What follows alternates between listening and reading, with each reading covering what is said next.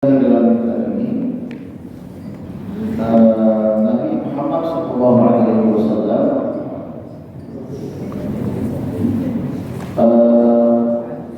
menyebutkan al-qibul maita inda salas tilik olehmu akan mayat itu tiga perkara. Orang yang mau meninggal perhatikan tiga perkara yang ada. Pertama, apabila berpeluh mukanya. Kedua, apabila terbit air matanya. Dan ketiga, apabila kering bibirnya. Jadi kalau kita nanti tengok orang yang sudah meninggal, coba perhatikan tiga perkara. Pertama, apabila dia keluar keringat, ya. Yang kedua, apabila keluar air mata. Sudah meninggal nih, air matanya keluar. Yang ketiga, apabila bibirnya kering. Bibirnya tidak kering. Saya pernah tengok kemarin mertua saya pas meninggal, langsung sebelum beberapa hari sebelum itu sudah memang mendampingi. Jadi waktu dia itu banyak kali habis tisu. Istri saya nolak. Istri yang nolak itu banyak kali keluar dari matanya. Ya. Kata Nabi, disuruh perhatikan tiga perkara tadi. Pertama, keringatnya kalau keluar. Kedua, air matanya. Yang ketiga, bibirnya kering. Maka adalah yang tiga perkara itu adalah tanda daripada rahmat Allah Subhanahu wa Ta'ala. Jadi kalau kita tengok ada begini, ini tanda mayat ini husnul khatimah. Ini rahmat kepada Allah Subhanahu wa Ta'ala. Sesungguhnya telah turun dari dia. Diturun rahmat Allah Subhanahu wa Ta'ala kepada mayat itu. Itu di antara tanda. Dan apabila bersuara ia seperti suara orang yang kena cekek, suaranya macam orang kena cekek. Dan paham gitu ya, suaranya macam orang cekek. Dan merah mukanya. Mukanya pas sudah meninggal nampak macam kepanasan, merah wajahnya. Dan berubah-ubah dua bibirnya. Bibirnya agak menentu ya, berubah-ubah warnanya, kadang-kadang kering, agak jelas. Maka alhamdulillah itu adalah siksa daripada Allah. Tapi kalau ada tiga tanda yang pertama tadi, salah satunya saja ada, itu alhamdulillah. Yang tadi yang bagus tadi berkeringat, kemudian keluar air mata, dan yang ketiga bibirnya kering. Jadi kalau kita yang di sini kita rasakan sering kita menyaksikan jenazah. Tetapi agaknya kalau kita melihat yang bagus tandanya macam tadi, itu sunnah kita ceritakan sama orang lain. Tapi kalau kita lihat yang sebaliknya, tanda-tanda yang tidak bagus, itu cukup kita aja yang tahu. Jangan kita ceritakan kepada orang lain. Kemudian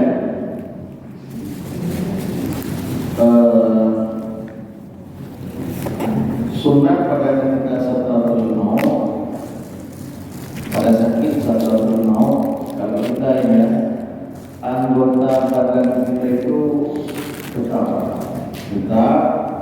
dan diam daripada berkeluh kesah. Kalau kita nanti sakit, yang kita paling sakit sudah sakit, kayaknya ini sudah sakit terakhir ini. Sepertinya sakit terakhir. Kita jangan banyak berkeluh kesah.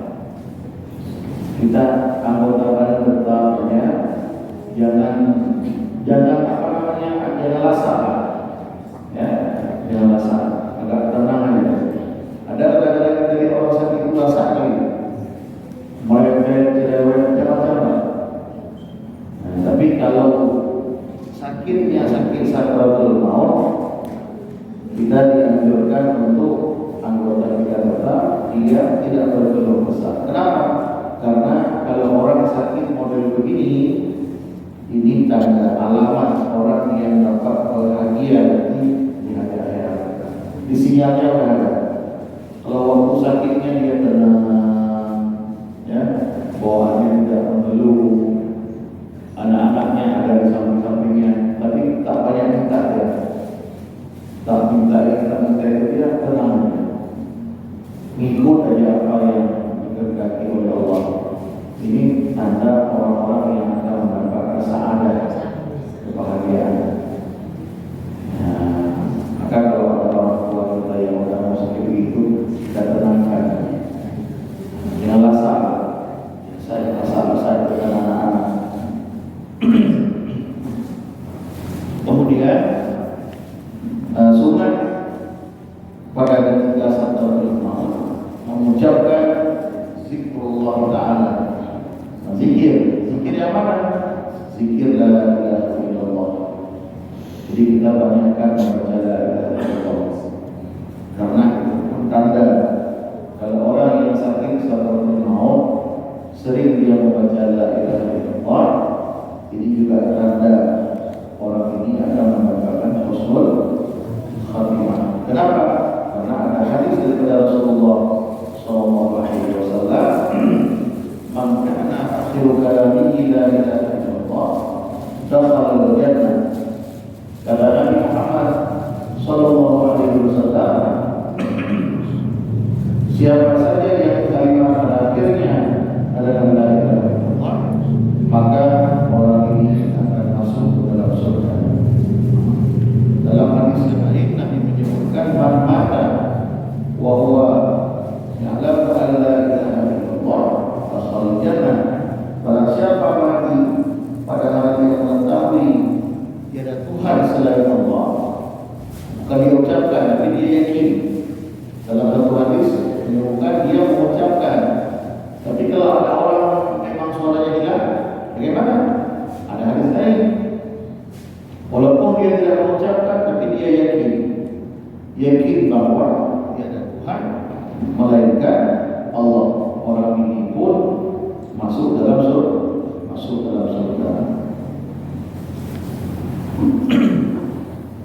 Kemudian ini untuk kita ya, kita yang barangkali nanti sakit yang model begitu, maka biasakan lidah kita baca la ilaha illallah. Tidak usah kita pikirkan hal-hal yang lain, pikirkan anak, pikirkan usaha, pikirkan kerja, tidak usah. Kita fokus dengan yang kita hadapi, kematian, maka agaknya kita berbanyak di. Kemudian sunat mengajarkan orang yang hampir mati, orang yang sakit sakaratul maut, sunat kalau kita melihatnya atau kita menjemuknya, kita mengajari dia dengan kalimat la ilaha illallah. Entah yang sakit itu keluarga kita, mak, bapak kita atau saudara, kalau kita datang tengok ini kayaknya sakitnya nggak ada harapan sembuh lagi, apa yang kita lakukan? Nah, yang kita lakukan adalah laqinu mautakum la ilaha illallah. Talqinkan mereka, ajari maksudnya, ajari mereka untuk membaca la ilaha illallah. Karena dengan mengajari itu adalah bisa menggugurkan dosa-dosa mereka yang telah lalu. Yang kita ajari mereka, kemudian mereka membaca la ilaha illallah, itu bisa menghapus dosa-dosa orang yang sakit itu, dosa-dosa yang telah terdahulu.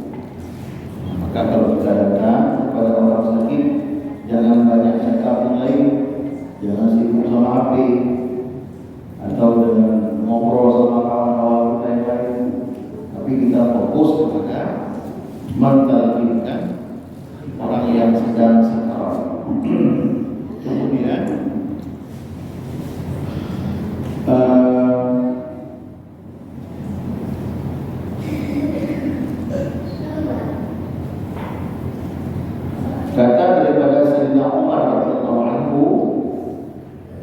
hadirkan oleh mereka segala orang yang menghormati daripada kaum itu dan ingatkan olehmu akan mereka bahwasanya mereka itu melihat akan sesuatu yang tiada kamu lihat akan mereka.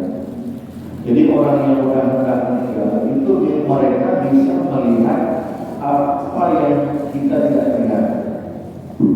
Nah, makanya ada orang-orang kadang-kadang aneh. Kita suruh talqin, kita suruh baca la ilaha illallah, dia menggelengkan kepala. Baca la ilaha illallah, dia gelengkan kepala. Seolah-olah dia menolak baca la ilaha illallah. Padahal barangkali dia menggelengkan kepala itu bukan tidak mau ikut baca la ilaha illallah. Barangkali dia sedang berhadapan melihat ada makhluk yang mengajak dia untuk menduakan Allah. Ada syaitan, ada iblis yang menggoda dia untuk menduakan Tuhan. Maka dia menggelengkan kepala untuk menolak ajakan itu. Ada mereka begitu, dan saya pernah mendengarkan langsung ada orang yang solehah, perempuan solehah, datang seorang ustazah mentarikkan, tapi orang sakit ini menggelengkan kepala. Secara adat aneh ini orang yang solehah, ahli ibadah, sehari-harinya waktu hidup itu adalah ibadah. Tapi kok aneh? Di